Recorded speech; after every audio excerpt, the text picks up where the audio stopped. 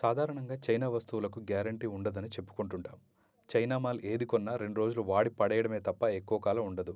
ఉన్న రిపేర్లకు పనికిరాదు. కానీ చైనాలో 52 ఏళ్ల కిందటి బ్రష్ దొరికింది. అయితే అది ఎక్కడో తెలుసా? ఓ వ్యక్తి కడుపులో. వినడానికి వింతగా ఉన్నా ఇది నిజం. ప్రస్తుతం 64 ఏళ్ల వయసున్న ఓ వృద్ధుడు తనకు 12 ఏళ్ల వయసులో మింగేసిన ఓ టూత్ బ్రష్ను తాజాగా 52 ఏళ్ల తర్వాత బయటకు తీశారు. సౌత్ చైనా మార్నింగ్ పోస్ట్ కథనం ప్రకారం కడుపు నొప్పితో ఆసుపత్రికి వచ్చిన యాంగ్ అనే వ్యక్తికి సాధారణ జీర్ణ వ్యవస్థ పరీక్షలు చేశారు వైద్యులు. రిపోర్ట్లో అతని చిన్న పేగులో 17 సెంటీమీటర్ల పొడవైన టూత్ బ్రష్ ఉన్నట్లు వైద్యులు గుర్తించారు.